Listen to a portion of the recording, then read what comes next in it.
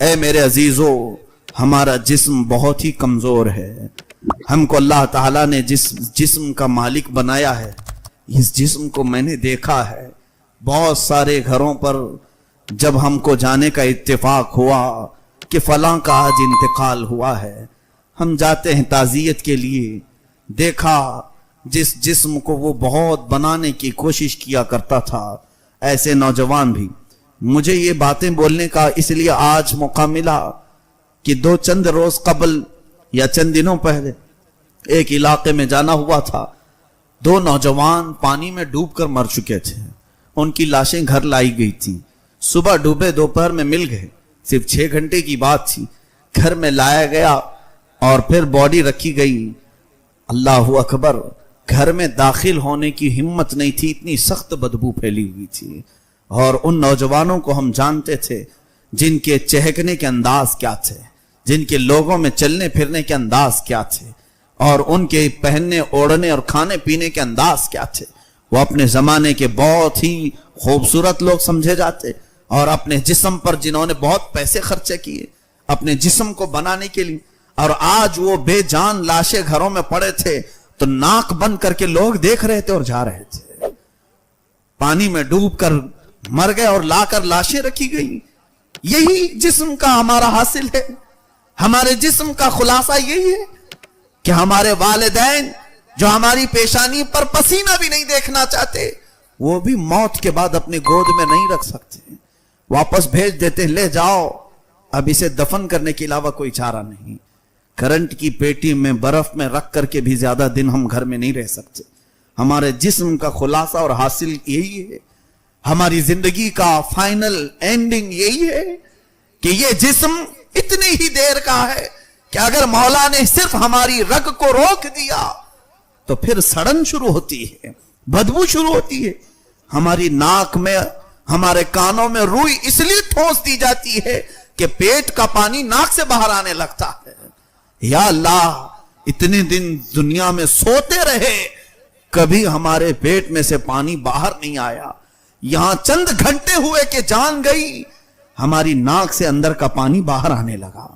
کانوں میں روئی ڈال کر کے رکھو میتوں کو، اس لیے کہ تمہارے پیٹ کی سڑن کانوں سے بھی نکل سکتی ہے. ناک سے نکلتے ہوئے تو دیکھا ہے، منہ سے نکلتے ہوئے دیکھا ہے، اور اسی لیے کہا گیا جلدی اسے قبرستان کے حوالے کرو کہ اور زیادہ شرمندہ نہ ہونے پائے، اور زیادہ یہ موتا رسوا ہونے نہ پائے. ہمارے سب کے جسموں کا خلاصہ یہی ہے، ہمارے سب کے جسموں کا حاصل یہی ہے. اور اس کے باوجود ہم شہوتوں کو اس قدر عزیز رکھتے ہیں، اس قدر ہم لذتیں حاصل کرنے میں ہیں. اس جسم کو دنیا والوں نے تو دیکھا بڑے آہستہ سے غسل دو، اس لیے کہ میت کو زیادہ ہلاؤ گے ڈلاؤ گے تو پھر اور کچھ گندگیاں ہونے کے چانسز ہیں. آج میں کھل کر کے بول رہا ہوں صرف اس لیے کہ میتوں کا احترام کرتے ہوئے ہم جو مسئلے بتاتے ہیں کہ غسل بڑے آرام سے دینا چاہیے، میت کو تکلیف ہوتی ہے، یہ ایک تصویر کا رخ ہے. دوسرا معاملہ اصل یہ ہے کہ اس کی گندگی بھی نکل سکتی ہے. ہم یہ عزت و احترام میں نہیں بات کرتے، ہم صرف یہ کہتے ہیں کہ تکلیف ہوگی اس لیے آرام سے کرو. حقیقی بات تو یہ ہے کہ تمہارے ہلانے جلانے سے اور بہت کچھ چیزیں ہو سکتی ہیں. ہماری میتوں کا یہ حال ہے، اور ہم ابھی قبرستان گئے نہیں تب ہمارے جسموں کا یہ حال کہ 12 گھنٹے سے زیادہ ہمارے لاشوں کو گھر والے رکھتے نہیں. اور اس کے بعد تم نے کبھی آج تک قبر کی تختیاں بند کرنے کے بعد کا ماحول تو نہیں دیکھا ہوگا کہ ہمارے اوپر مٹی ڈال کر رشتہ دار چلے جائے. اس کے بعد کا ماحول، اس کے بعد کا نظارہ ہم نے کہاں دیکھا؟ یہ تو لاشیں گھروں میں دکھانے کے لیے رکھے جاتے ہیں تب کی حالت ہے.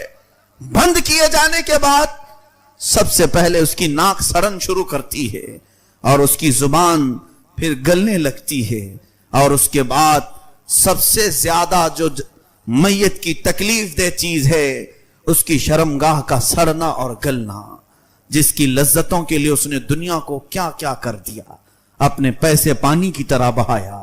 اور یہ زبان اور یہ شرمگاہ قبر میں سب سے زیادہ بدبو پیدا کرتے ہیں، سب سے زیادہ ہولناکی قبر میں پیدا کرتے ہیں. اور یہ تو حقیقی بات ہے میرے مصطفیٰ صلی اللہ علیہ وسلم نے اپنی شریعت کے مطابق قبروں کو کھولنے سے منع کیا ہے، یہ صرف ہماری عزتوں کی حفاظت کے لیے، ورنہ اگر رشتہ داروں کو کہہ دیا جاتا کہ 3 دن کے بعد کھول کر کے دیکھ لیا جائے تو شاید ہمارا اس زمین پر جینا دشوار ہو جاتا، ہمارا جینا مشکل ہو جاتا۔ یہ تو رب تعالیٰ نے ہمارے رازوں کو زمین کے حوالے کر دیا ہے، اور تختیوں کے اندر کے حالات وہ میت ہی جانے، مردہ ہی جانے۔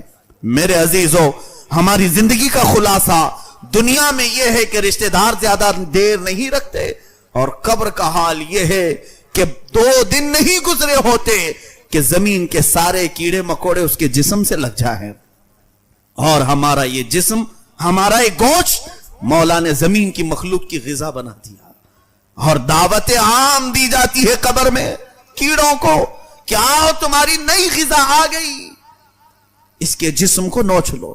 نہ ہمارا ہاتھ اٹھ سکے اس دن، نہ ہماری زبان اٹھ سکے، ہم اپنے اوپر ہونے والی تمام چیزوں کو روک بھی نہیں سکیں گے۔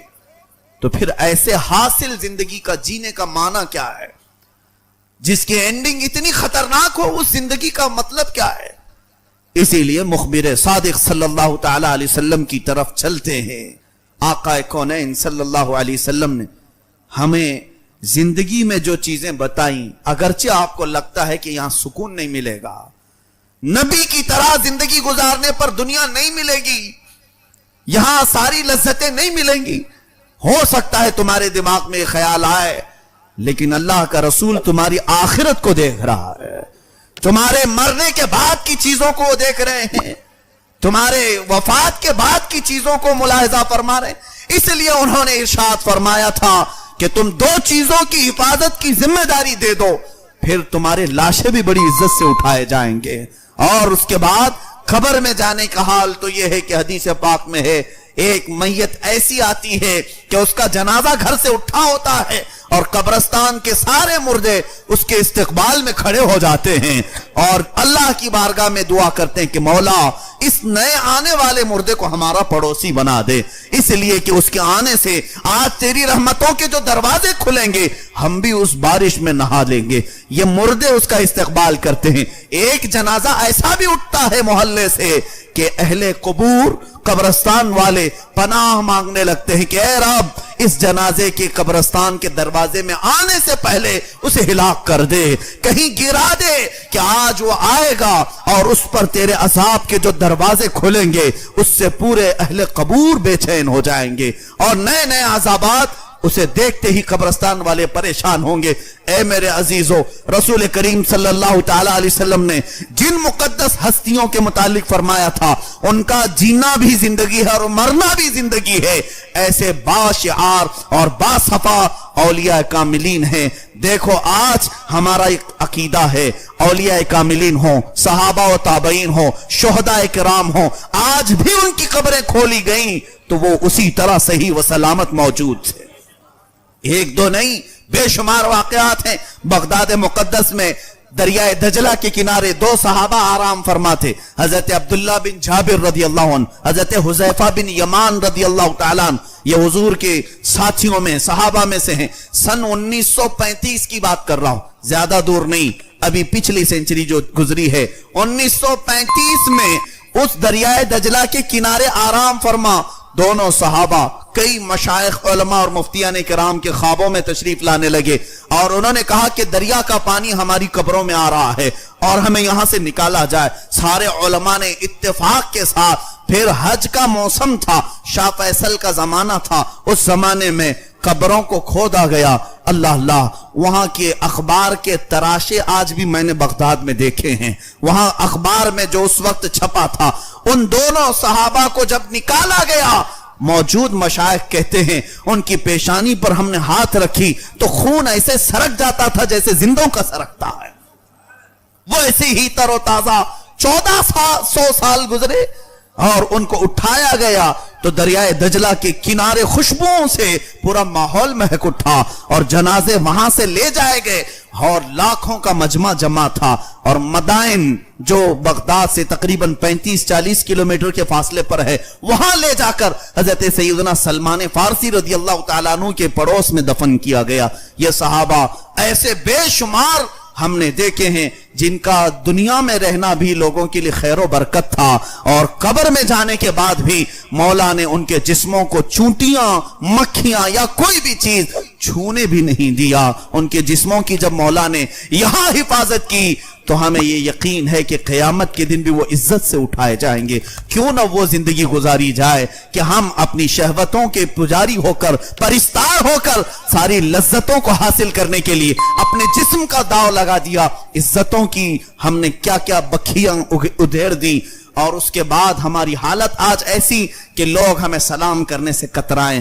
اللہ اکبر. چند دنوں قبل ہم جس جنازے کو ابھی کندھا دے کر کے آ رہے ہیں تاج الاسلام والمسلمین حضور سیدی تاج الشریعہ رحمت اللہ تعالی علیہ وارث علوم اعلی حضرت فاضل بریلوی کا ایک سچا جانشین جو اس دنیا سے ابھی رخصت ہوا اور ان کی زندگی کو ہم نے دیکھا لاکھوں پروانے بنا کر کے ایک شمع گئی ہے اور ایسے کہ ہزاروں کو توبہ کرنے پر آپ نے ایسا اپنی زندگی کا ماحول بنایا تھا کہ لوگ چہرہ دیکھ کر توبہ کر لیا کرتے تھے. ان کی زندگی کی تفصیلات آپ نے سن لی مگر فقیر ان کے جنازے میں حاضر رہا. جمعہ کے دن شام میں 7-7:30 بجے کے قریب آپ کی روح قبض انصری سے پرواز کر گئی. جمعہ کے دن شام 7:30 بجے کے قریب اس کے بعد سے لے کر سنیچر کا دن گزرا پھر پورا دن پھر سنیچر جمعہ کی رات سنیچر کی رات سنیچر کا دن اور اتوار کا دن تقریباً 40 گھنٹے اس مقدس لاشے کو گھر میں رکھا گیا. اس جسم میں کوئی ٹس سے مس چیز نہیں ہوئی. یہ الحمدللہ ہم نے دیکھا چہرہ ویسے ہی جلال اور جمال کا سنگم نظر آ رہا تھا اور لوگ بے تحاشا اس چہرے کو دیکھنے کے لیے ٹوٹ پڑ رہے تھے. 40 گھنٹے کے بعد جس وقت جنازہ اٹھایا گیا تو جسم ایسے ہی ہل رہا تھا جیسے زندوں کا ہلتا ہے. یعنی مرنے کے بعد تو بدن کڑک ہو جاتا ہے ٹائٹ ہو جاتا ہے کسی کا جسم مردے کا ہلتا نہیں لیکن جس وقت جنازے کو ہم اٹھائے تھے تو پورا جسم ان کا جس طرح ملائم تھا ہاتھ کی چمڑیاں پیٹ کی چمڑیاں تھوڑے سے گاڑی کے دھڑکے سے ویسی ہی ہل رہی تھی جیسے کوئی زندہ سویا ہوا اور ہل رہا ہو. یہ اللہ والوں کی زندگی ہے جنہوں نے اپنی زندگی کو اشرف المخلوقات کے اس مصداق بنایا جس کے متعلق میرے مولا نے فرمایا وَلَقَدْ كَرَّمْنَا بَنِي آدم ہم نے آدم کی اولاد کو تاج کرامت پہنایا ہے. یقیناً وہ زندگی میں تاج کرامت پہنے رہے اور جس وقت جا رہے تھے اس وقت بھی تاج کرامت لے کر کے گئے اور دنیا نے دیکھا کہ زندہ تھے تو کرامت کا تاج موت کے بعد بھی کرامت کا تاج اور جب تک آج ان کی محفلیں منعقد ہو رہی ہیں نام بھی تاج الاسلام اور تاج الشریعہ کے نام سے پکارا جاتا ہے.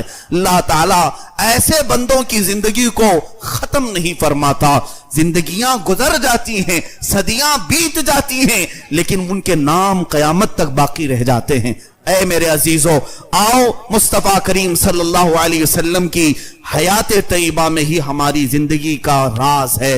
اگر ہم نے ان کی زندگی پاک سے ذرا برابر بھی گردش کی منہ موڑا تو پھر ہمارا وہی حشر ہوگا جو میں نے ابھی کہا. سڑا دیے جاؤ گے ختم کر دیے جاؤ گے عزتیں مار دی جائیں گی لٹ جاؤ گے اور پھر قبر و حشر کا حال کیا ہونا ہے یہ اللہ جانے. کامیابی